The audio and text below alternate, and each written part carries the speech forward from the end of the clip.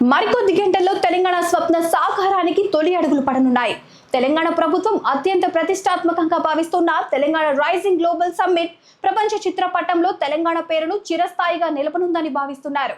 తెలంగాణ శక్తియుక్తులను చాటేందుకు global summit విశ్వవేదికగా సర్వసన్నద్ధమైంది.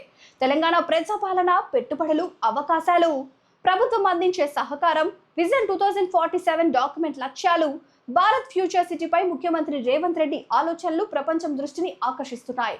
మొత్తం $3 ట్రిలియన్ ఆర్థికాభివృద్ధికి, రాష్ట్రం ఎదగడానికి కావాల్సిన అన్ని చర్చలకు ఈ అంతర్జాతీయ సదస్సు వేదికగా మారుతోంది. రాష్ట్ర ఖ్యాతిని దశ దిశలా చాటి చెప్పేందుకు హైదరాబాద్లోని ఫ్యూచర్ సిటీలో తలపెట్టిన ఈ అంతర్జాతీయ సదస్సు ప్రజల్లో ఎన్నో ఆశలు రేపుతోంది. అందుకే తెలంగాణ ముఖ్యమంత్రి రేవంత్ రెడ్డి ఇప్పటి వరకు ఒక లెక్క, ఇకపై మరో లెక్క అంటున్నారు. హైదరాబాద్లోని ఫ్యూచర్ సిటీలో 2 రోజుల పాటు జరగనున్న రైజింగ్ గ్లోబల్ సమ్మిట్ ప్రారంభమైంది. ఇప్పుడు ప్రపంచం దృష్టంతా తెలంగాణ వైపే. విశ్వవిఖ్యాత కంపెనీలకు గమ్యస్థానంగా ఇకపై తెలంగాణ మారనుంది. ప్రపంచ ప్రఖ్యాత రాష్ట్రంగా తెలంగాణను తీర్చిదిద్దే లక్ష్యంతో రైజింగ్ గ్లోబల్ సమ్మిట్ వేదిక సిద్ధమైంది. రంగారెడ్డి జిల్లా కందుకూరులోని ఫ్యూచర్ సిటీలో 100 ఎకరాల విస్తీర్ణంలో జరుగుతున్న ఈ సదస్సుపై యావత్ తెలంగాణ ఎన్నో ఆశలు పెట్టుకుంది. 2 రోజుల పాటు జరగనున్న ఈ సదస్సులో 44 దేశాల ప్రతినిధులు పాల్గొనేందుకు సర్వసన్నాహాలు చేశారు.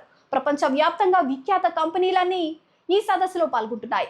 ఒక్క అమెరికా నుంచే 46 మంది వివిధ కంపెనీల ప్రతినిధులు గ్లోబల్ సమ్మిట్ కు హాజరవుతున్నారు.